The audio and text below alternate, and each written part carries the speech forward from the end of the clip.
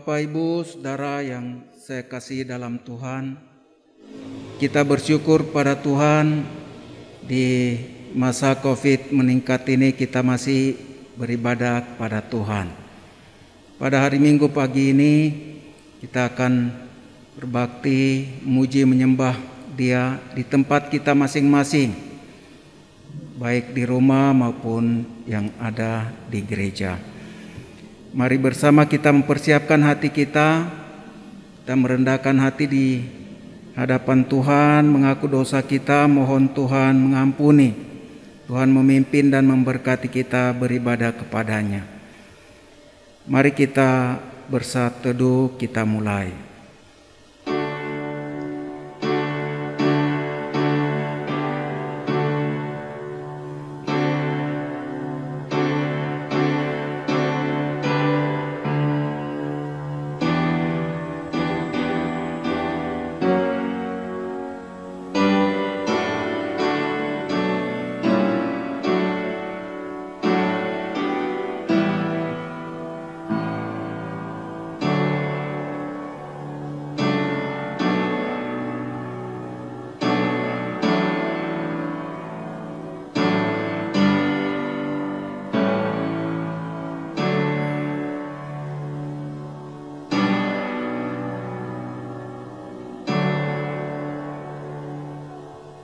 Amin.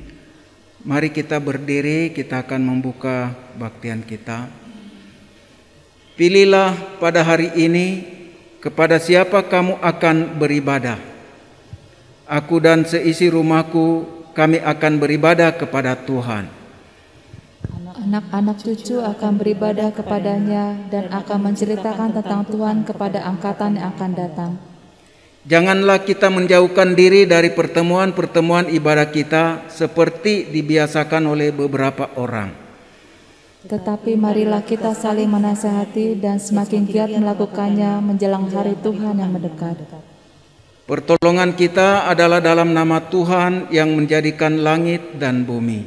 Salam, kasih karunia menyertai kamu dan damai sejahtera dari Allah, Bapa kita dan dari Tuhan Yesus Kristus. Amin.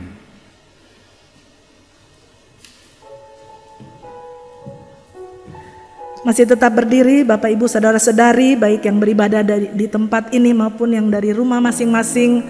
Kita bersyukur untuk Allah yang hidup, Allah kita yang adalah penyelamat kita. Setiap hari kita boleh memuji dan memuliakan Dia. Kita menyanyikan pujian, nyanyi dan bersoraklah.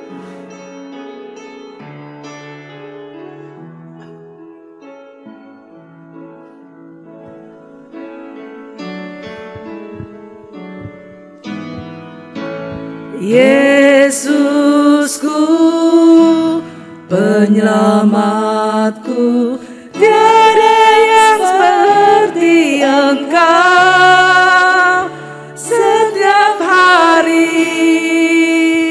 ku memuji keajaiban kasih-Mu.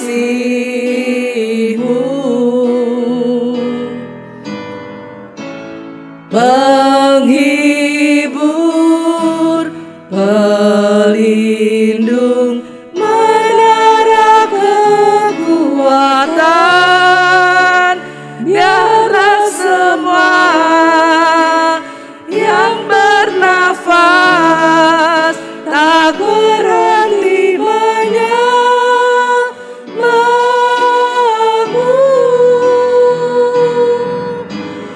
nyanyi dan bersoraklah bagi Dia, pujian, hormat, kuasa bagi Raja.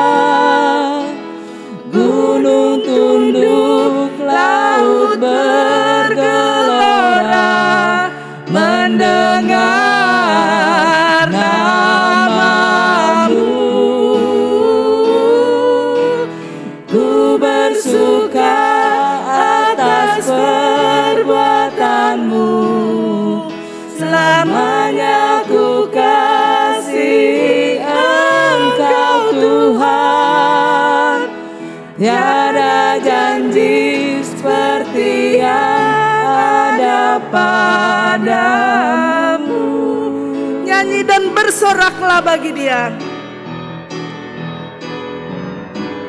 Nyanyi dan bersoraklah bagi Dia, pujian, hormat, kuasa bagi Raja. Gunung tunduk, laut bergelora, mendengar namamu. Ku bersuka atas perbuatanmu, selamanya ku kasih Engkau Tuhan. Tiada janji seperti yang ada padamu. Mari kita masuk dalam ucapan syukur dan doa mohon pengampunan dosa.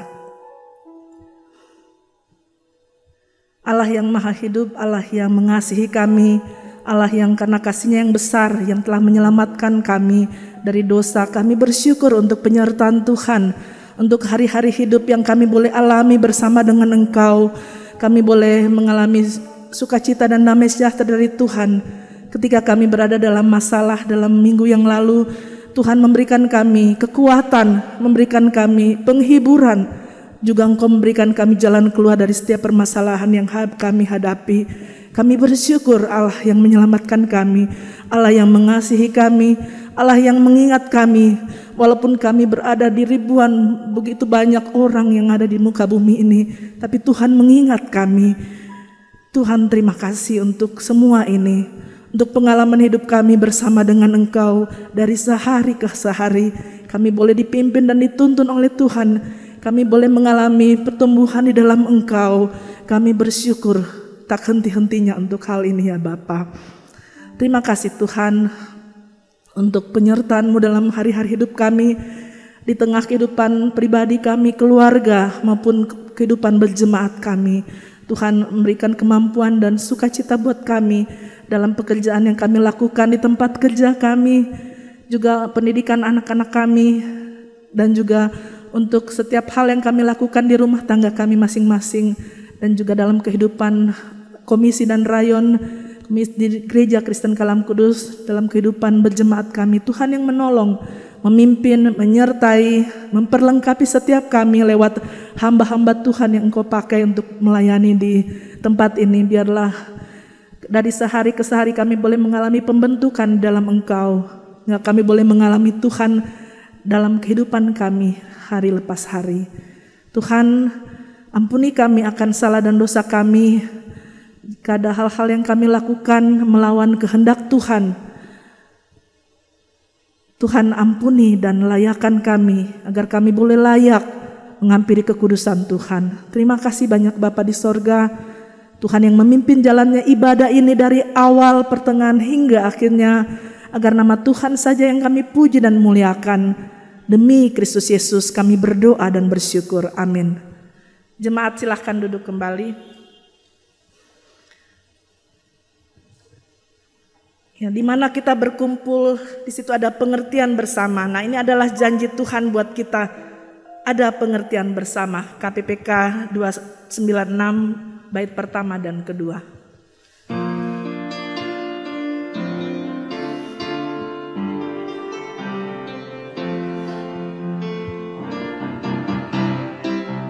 Di mana kita berkumpul, ada pengertian bersama. Inilah janji Tuhanku, bersatu di dalamnya. Kasih-Nya penuhi kita, roti hidup Ia berikan. Inilah janji Tuhanku, bersatu di dalamnya. Ia beserta dengan kita.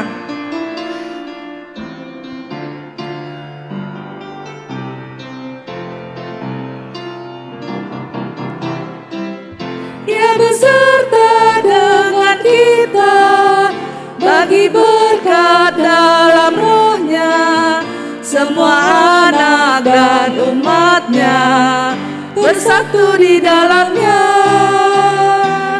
Bersyukurlah pada Yesus, kehendaknya ya tunjukkan, ya tuntun jalan hidupku, ku bersyukurlah.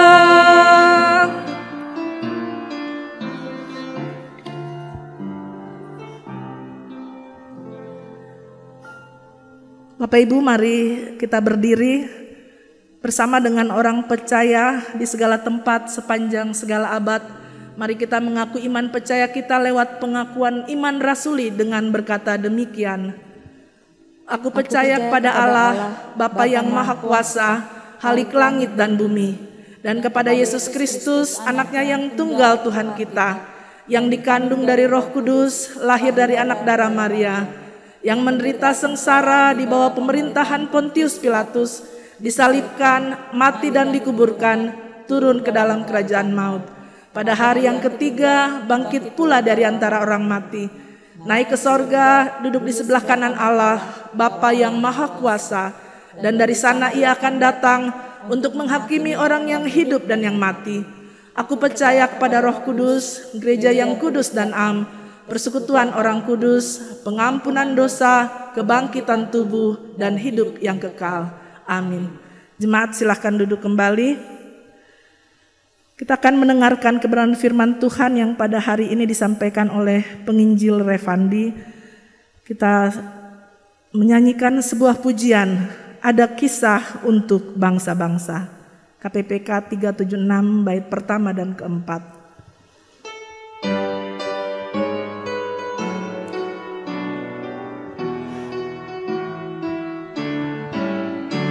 Ada kisah untuk bangsa-bangsa yang mengubah hati jemaat, kisah yang benar dan indah, penuh damai dan terang, penuh damai dan terang, dan gelap jadi remang pagi, dan remang jadi siang terang.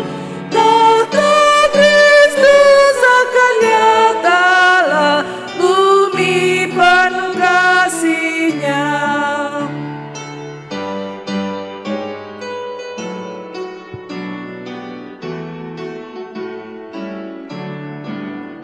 Beritakan juru selamat dunia yang menanggung derita susah.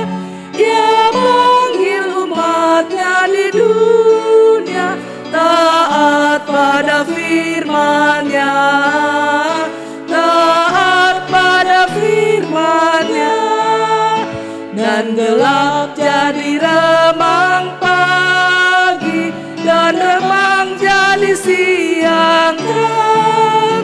Tahta Kristus akan nyatalah, bumi penuh kasih-Nya. Kepada hambanya disilahkan.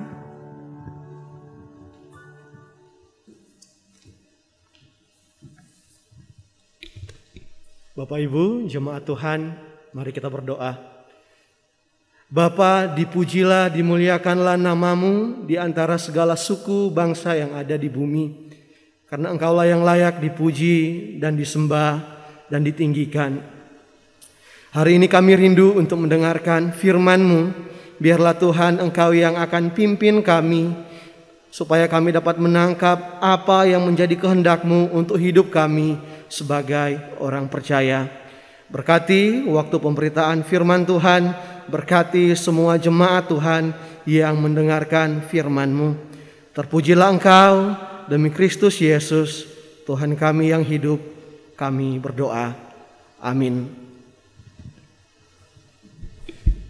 Bapak Ibu yang dikasihi oleh Tuhan, hari ini tema perenungan firman Tuhan adalah bekerja sama untuk kemuliaan nama Tuhan. Terambil dari Kisah Para Rasul pasal 18 ayat 1 sampai 4. bekerja sama untuk kemuliaan nama Tuhan. Ini adalah hal yang harus dilakukan oleh setiap orang percaya dan gereja Tuhan sebagai tubuh Kristus. Bapak Ibu yang terkasih, memuliakan Tuhan merupakan tindakan untuk memuji dan menyatakan tentang Tuhan secara tulus dan terbuka. Perjanjian baru menggunakan kata doksa untuk kemuliaan atau glory, yang berarti kemuliaan, kemegahan, dan kehormatan. Nah, kata doksa dalam perjanjian baru sebenarnya memiliki muatan dari dua kata dalam perjanjian lama, yaitu kata kabot dan juga kata syekina, yang mana apabila ketiga kata ini dihubungkan dan dipelajari, maka akan menghasilkan makna kecemerlangan, kemegahan, kedaulatan, dan juga keadilan ilahi, yang mana kata-kata ini menunjuk kepada Allah.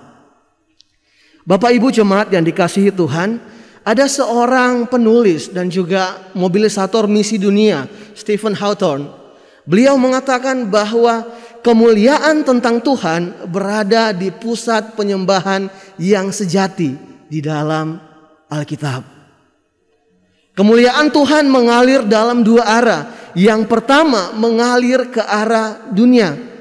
Tuhan menyatakan kemuliaannya kepada segala suku bangsa.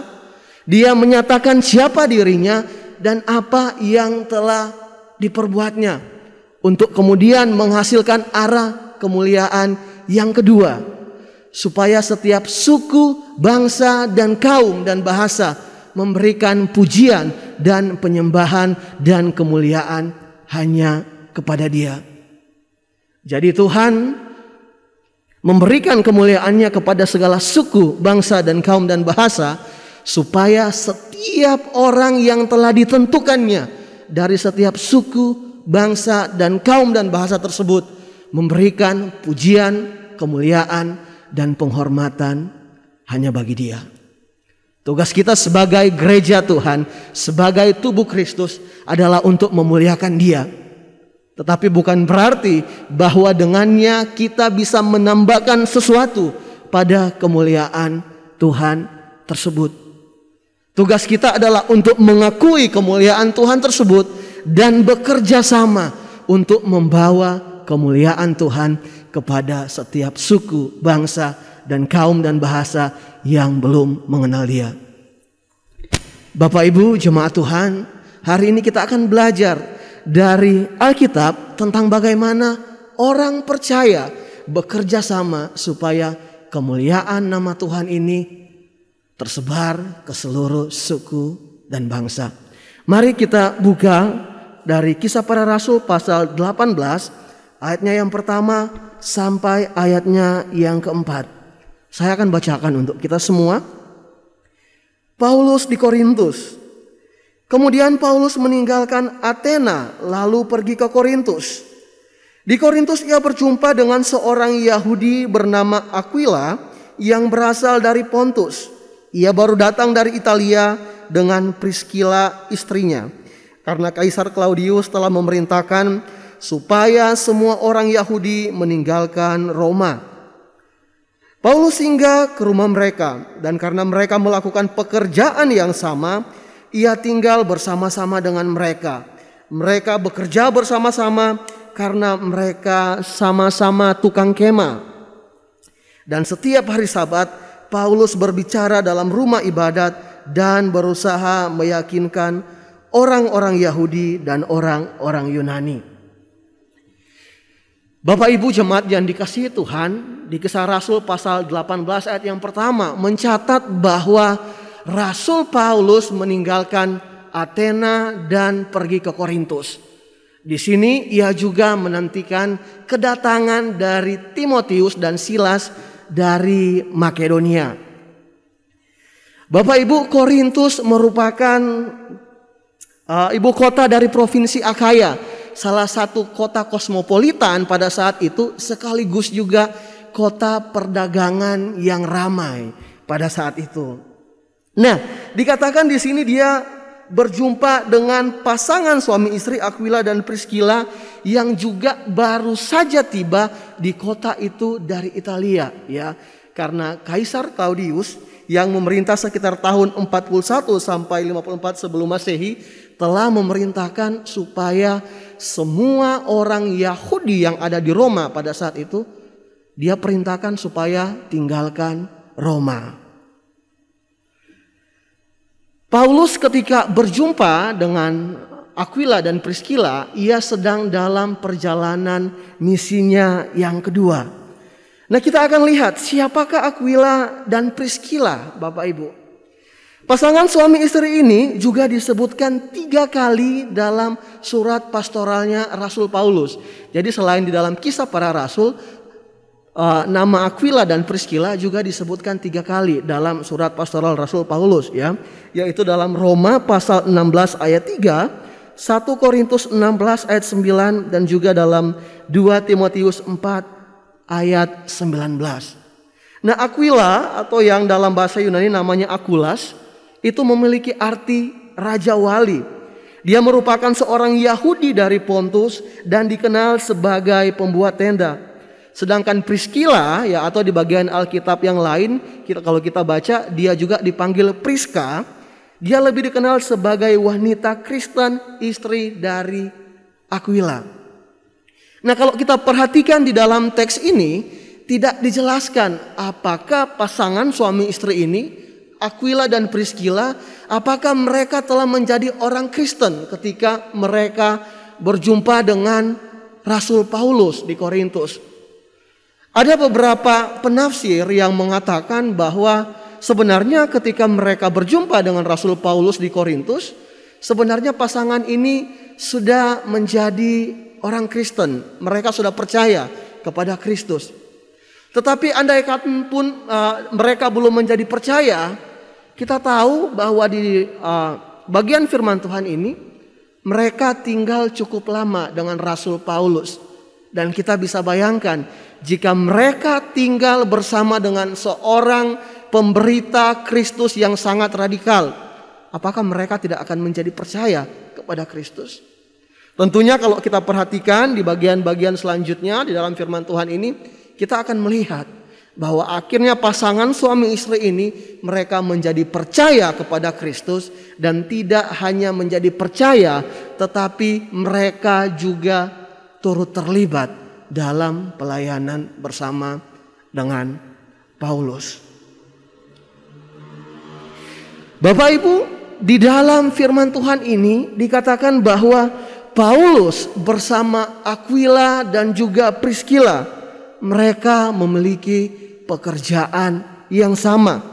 Mereka tinggal bersama karena mereka sama-sama tukang kemah. Nah, di dalam bagian firman Tuhan ini sebenarnya penekanan tentang bekerja bersama ini berbicara tentang profesi, ya. Ini berbicara tentang bisnis yang sedang mereka lakukan karena mereka sama-sama tukang kemah, Bapak Ibu. Kalau kita baca di dalam terjemahan Alkitab yang lain di dalam bahasa Inggris, kalau misalnya kita lihat dalam terjemahan Net Bible, di sana dikatakan begini. Di ayat yang ketiga, and because he worked at the same trade, he stayed with them and worked with them, for they were tent makers by trade. Di sana dia katakan, dia menggunakan kata trade, ya, yang berarti perdagangan. Jadi mereka bekerja bersama di dalam perdagangan karena mereka sama-sama tukang kemah. Pada zaman itu, ya, yang dimaksudkan dengan tukang kemah adalah kegiatan menjahit kain dari bahan tekstil atau yang sebenarnya lebih banyak dari bahan kulit kambing untuk kemudian dijadikan kemah, ya.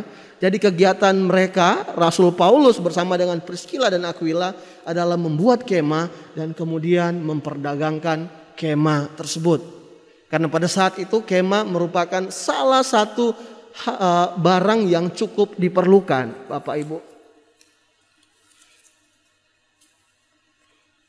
Nah, ada beberapa pandangan juga yang mengatakan bahwa Paulus berjumpa dengan Aquila dan Priscilla di pasar di kota Korintus ya. Jadi perjumpaan mereka yang pertama itu ada di pasar di kota Korintus. Karena Aquila dan Priscilla sebagai pasangan suami istri yang baru datang ke kota itu, ya kita tahu, kita udah baca tadi bahwa mereka baru datang dari Roma. Mereka harus memulai hidup mereka memulai usaha mereka dengan mencari tempat juga untuk berdagang di pasar di kota Korintus. Dan kemudian mereka berjumpa dengan orang yang profesinya sama dengan mereka. Sama-sama tukang kemah yang juga akan memulai usaha di tempat tersebut. Nah, di sini mungkin kita akan bertanya-tanya, kira-kira kenapa Aquila dan Priscilla ini mereka itu kerjanya tukang kemah? Kenapa mereka membuat kemah dan kemudian menjual kemah? Apakah saat itu tidak ada pekerjaan yang lain? Nah, dalam budaya Yahudi merupakan suatu keharusan bagi orang tua untuk mengajarkan keterampilan dan juga kemampuan berdagang bagi anaknya. Ya, ada Rabi Yehuda yang berkata bahwa orang yang tidak mengajari anaknya berdagang seolah-olah dia sedang mengajari anaknya untuk menjadi pencuri. Dan juga ada orang yang lain yang mengatakan bahwa orang yang memiliki suatu usaha dagang adalah seperti sebuah kebun anggur yang berpagar. Ya, jadi kemungkinan besar keterampilan membuat tenda dan juga berdagang yang dimiliki oleh Aquila adalah keterampilan yang dia dapatkan dari orang tuanya. Yang kemudian dia juga mengajarkan kepada istrinya Aquila yang turut mendampinginya, Bapak Ibu.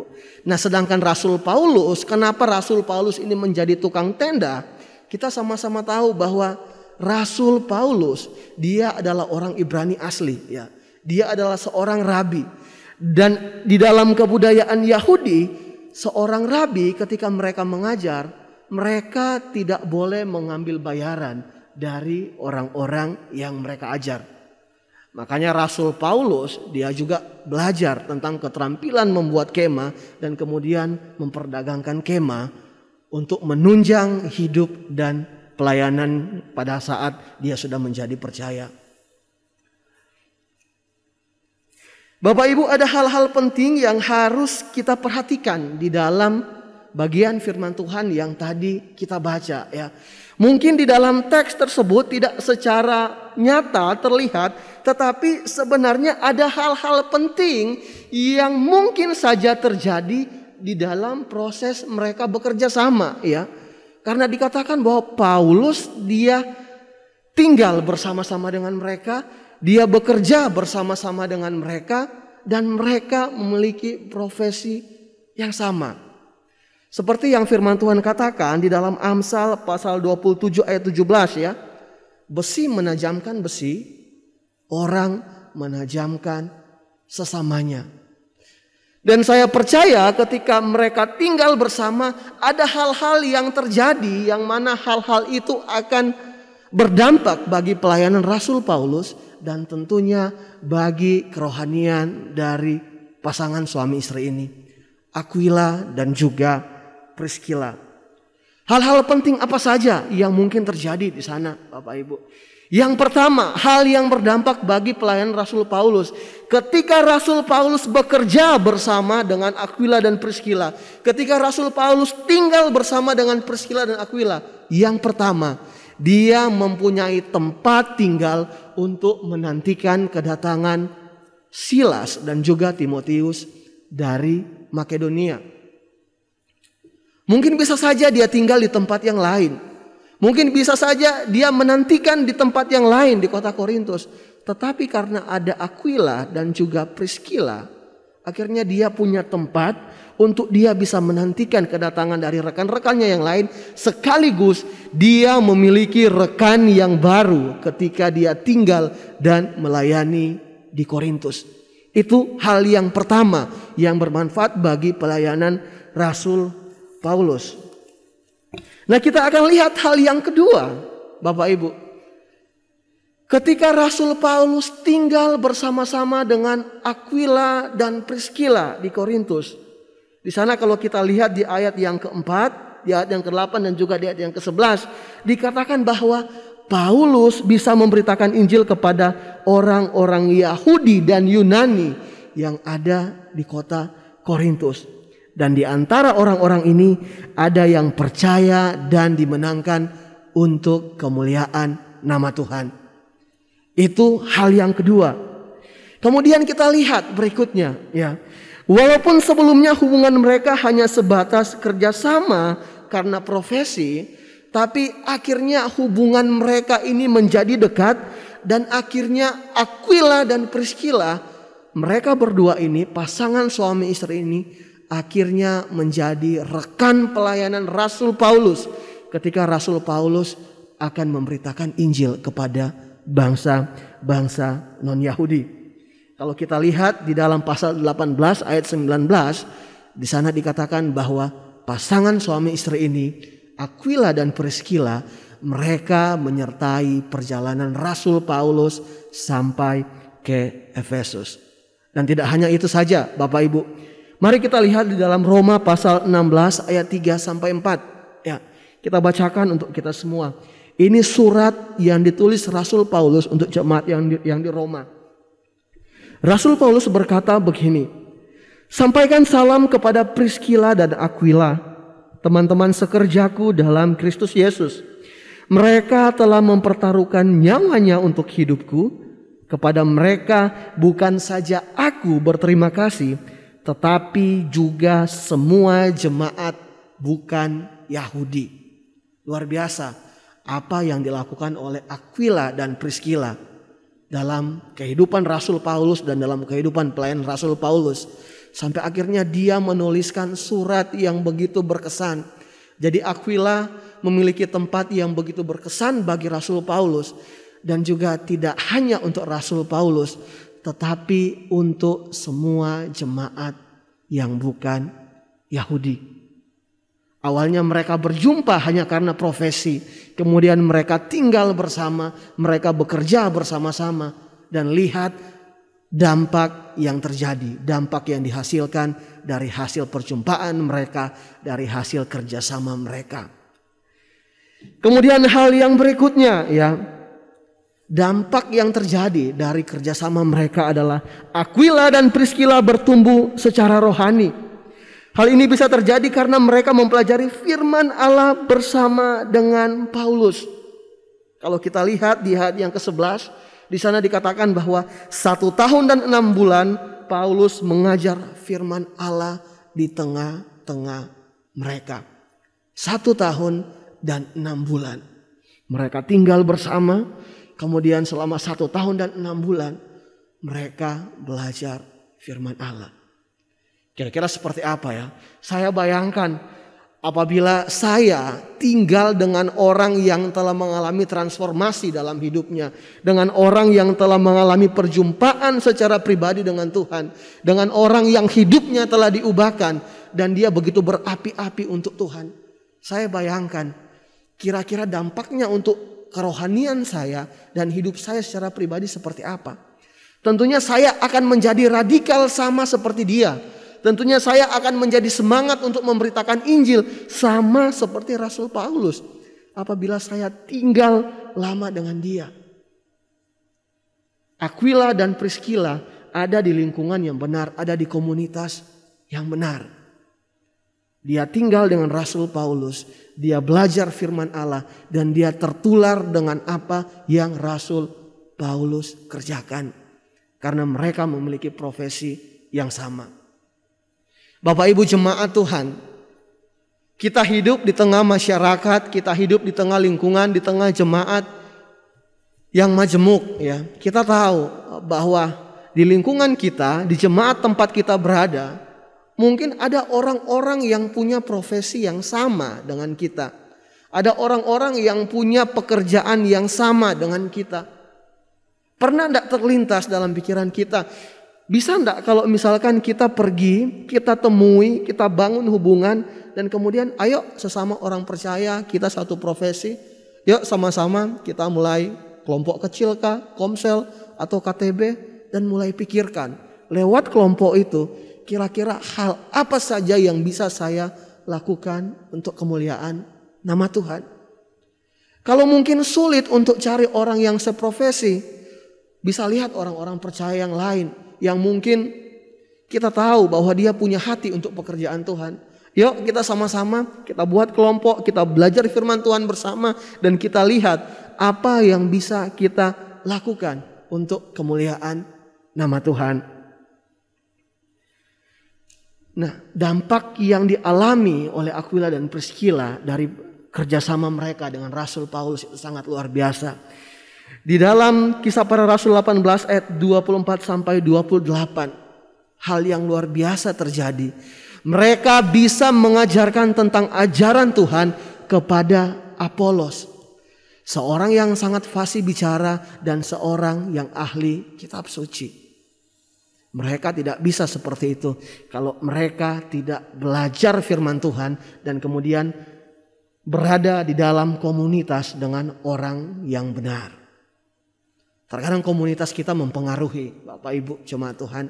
Kita bersyukur di sini ya, kita ada rayon, kita dikelilingi dengan orang-orang yang cinta Tuhan, dengan orang-orang yang memberikan hidupnya untuk memuliakan nama Tuhan.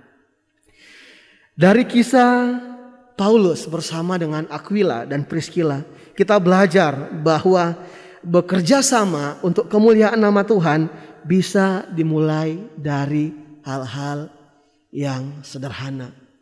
Bisa dimulai dari profesi kita, kemudian bisa dimulai dari membuka hati untuk belajar firman Tuhan daripada rohaniwan ataupun orang-orang percaya lainnya yang mungkin kita tahu rohaninya baik. Bisa juga dimulai dengan membuka pintu rumah kita untuk menyambut pelayanan pekerjaan Tuhan dilaksanakan di tempat tersebut, dan juga melayani atau menjalani profesi kita untuk menunjang hidup dan juga pelayanan kita, karena kita hidup untuk memuliakan Tuhan. Mari kita renungkan dua pertanyaan ini, Bapak Ibu. Kira-kira melalui profesi dan keluarga saya, apa yang bisa saya lakukan untuk kemuliaan nama Tuhan?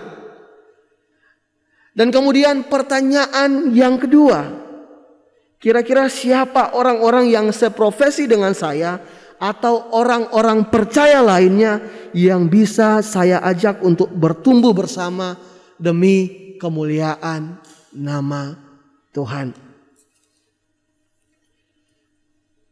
Saat ini kita sudah melihat bagaimana contoh di dalam Alkitab bahwa ada orang-orang percaya yang bekerja sama lewat profesi mereka, dan kemudian setelah itu nama Tuhan bisa dikenal di setiap bangsa-bangsa yang belum mengenal Dia.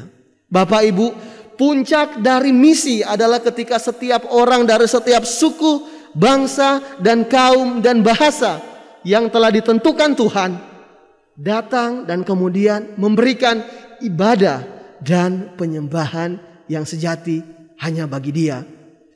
Dan tugas kita sebagai gereja Tuhan, mari kita bekerja sama, kita bergandengan tangan bersama untuk supaya membawa berita tentang kemuliaan Tuhan ini sampai kepada bangsa-bangsa tersebut, dan kita mengerahkan mereka untuk datang beribadah dalam pujian dan penyembahan yang sejati, yang tulus dan benar hanya kepada Dia. Lewat itu nama Tuhan akan dipuji dan dipermuliakan. Tuhan memberkati kita semua. Kita angkat satu pujian, besar dan ajaiblah karyamu. Layaklah segala bangsa sujud kepadamu, sebab Kau Allah yang kudus layak disembah.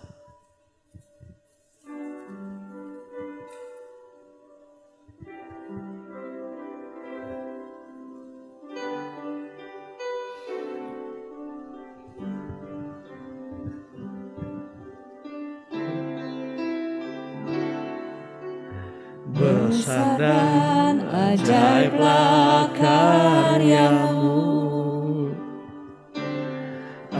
adil dan benarlah jalanmu.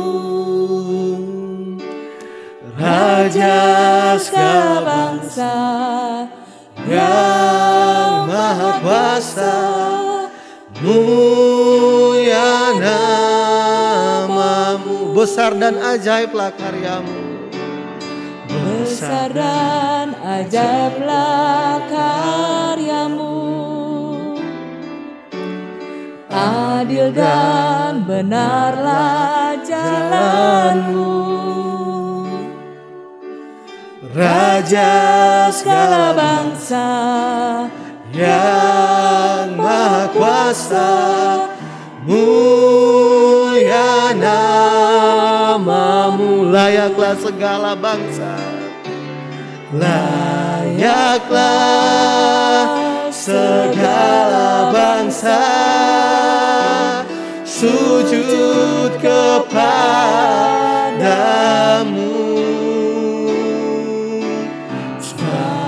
Kau Allah yang kudus, layak disembah. Layaklah segala bangsa, layaklah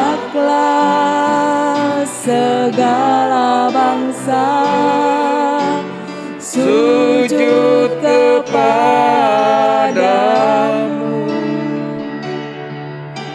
Sebab Kau Allah yang kudus, layak disembah.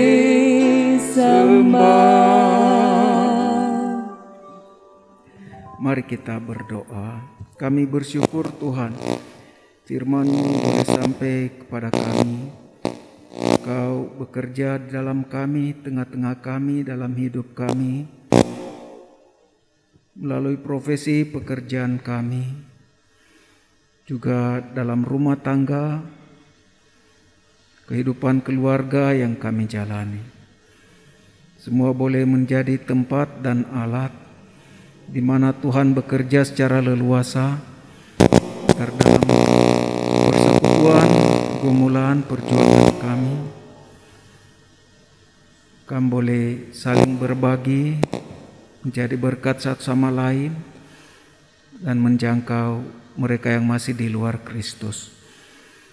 Banyak orang boleh datang sujud menyembah kepadamu, Allah yang kudus, Allah yang mulia, Allah yang maha besar, Allah yang penuh kasih,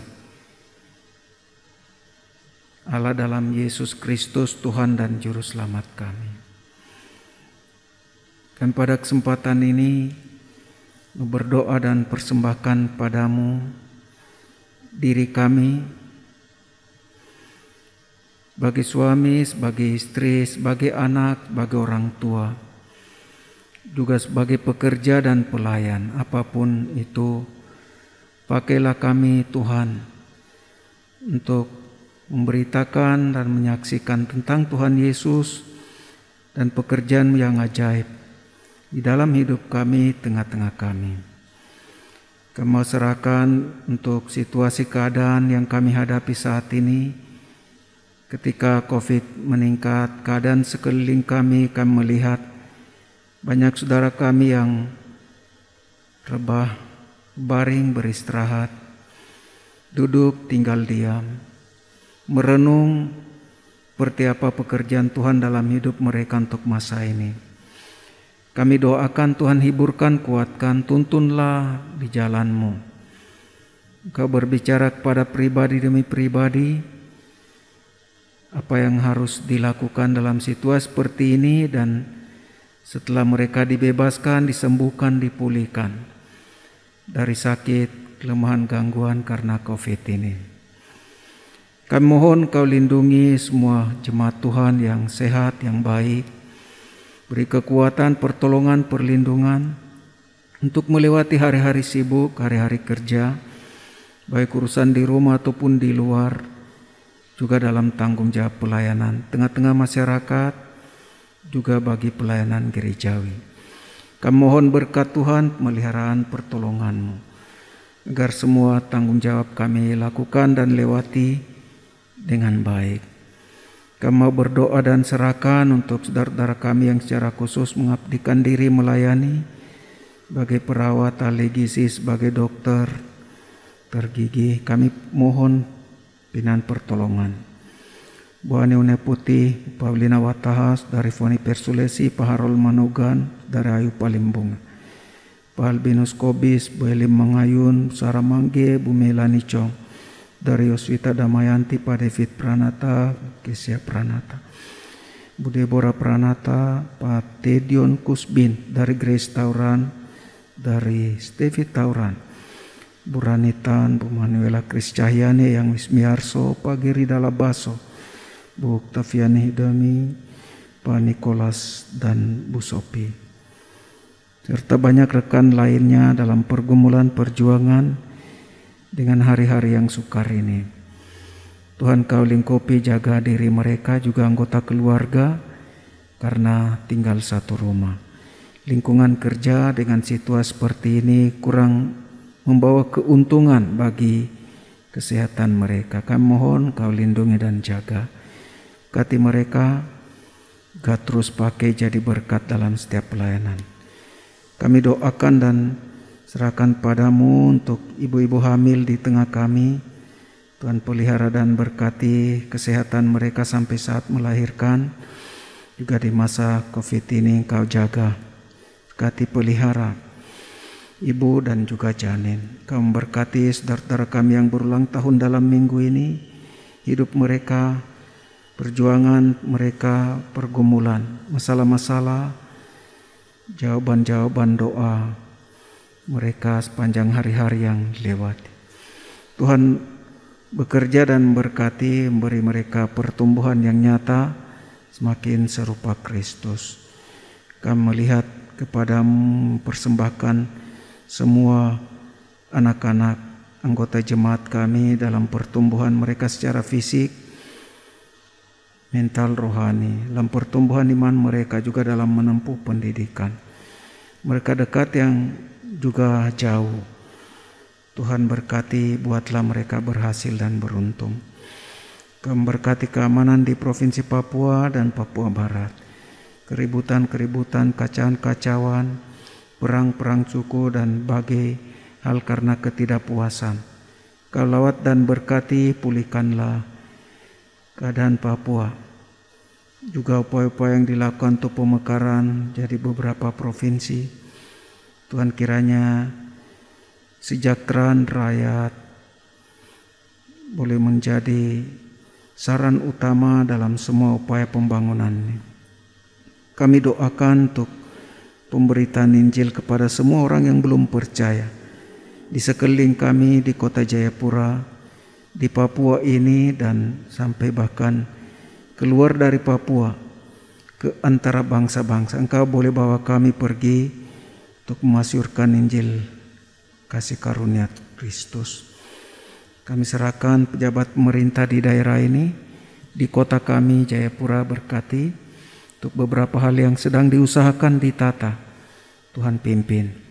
Kami doakan dan serahkan Presiden Joko Widodo dalam kerja keras supaya pembangunan masa depan Indonesia. Tuhan berkati, ia dapat menyelesaikan seluruh tanggung jawabnya dengan baik.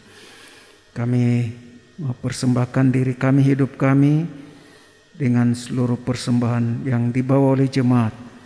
Tuhan Kau berkenan terima, kuduskan, jadi alat berkat untuk mendukung pekerjaan pelayanan, memuliakan nama-Mu. Kembalikan ke dalam hidup jemaat Tuhan dalam usaha dan kerja, juga pelihara mereka mengelola harta benda yang ada pada mereka. Jadi berkat dalam hidup mereka dan dalam pekerjaan Tuhan. Kami memuji dan bersyukur, kami berdoa demi Kristus Yesus Tuhan dan Juru Selamat kami. Amin. Jemaat Tuhan, mari kita berdiri, kita akan menyanyi doksologi.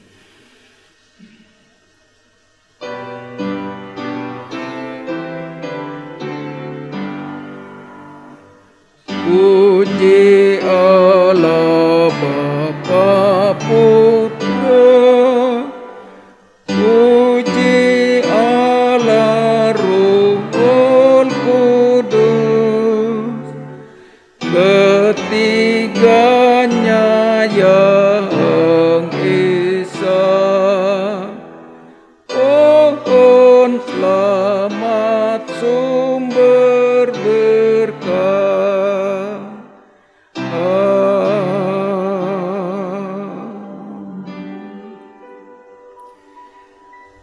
Jemaat Tuhan, mari kita arahkan hati kepada Tuhan, sumber segala berkat.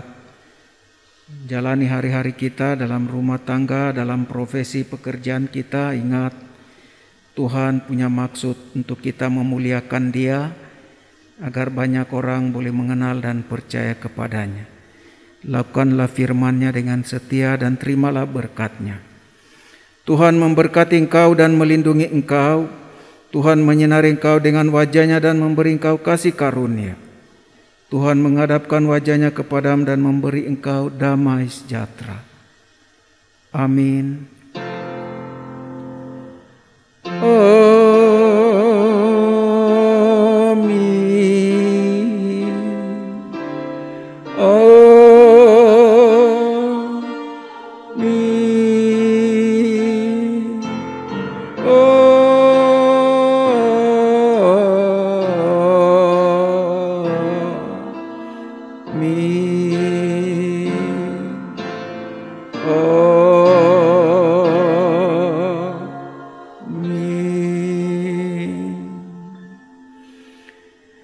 Mari jemaat silakan duduk.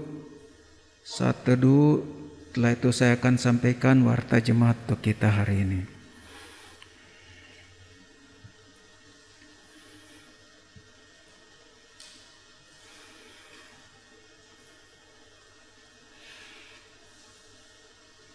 Bapak Ibu Saudara yang saya kasih dalam Tuhan, warta jemaat di minggu pagi ini seputar COVID yang meningkat. Kita dapat informasi jumlah yang terpapar COVID banyak. Oleh karena itu ada hal-hal yang perlu kami sampaikan untuk kita lakukan penyesuaian. Hari ini tidak ada upacara gerejawi penyerahan anak seperti kami wartakan di waktu-waktu lalu. Hal yang kedua, kebaktian hari Minggu di gereja hanya 1 kali saja pada jam 6:30 pagi. Kemudian yang ketiga, untuk upacara peneguhan badan pengurus di pos pelayanan Koya pada hari ini ditunda sampai keadaan pulih kembali. Demikian juga pada tanggal 27 Februari di Manokwari ditunda sampai keadaan sudah baik, kita akan beritahukan kembali. Untuk hal yang terakhir, bagi kita di komisi dan rayon dan pos-pos pelayanan, dengan melihat keadaan yang ada, kami sampaikan silakan badan pengurus di setiap bagiannya mengadakan rapat, membicarakan apakah perlu ada kumpulan-kumpulan pertemuan. Tapi untuk ibadah rayon, karena dari rumah ke rumah, kami minta untuk jalankan secara online saja, tidak bertemu, berpindah dari rumah ke rumah untuk masa ini sampai keadaan pulih. Untuk komisi-komisi silakan disesuaikan dengan keadaan. Badan pengurus di setiap unit bersama dengan majelis komisinya dapat membicarakan dan mengambil keputusan untuk situasi keadaan yang kita hadapi saat ini. Ini beberapa hal yang kami sampaikan saat ini. Kiranya Bapak Ibu berkenan mengerti, menerima keadaan ini, dan kita melakukan penyesuaian. Untuk kebaktian di gereja, kita menaati protokol kesehatan dengan ketat. Tuhan Yesus memberkati. Selamat hari Minggu.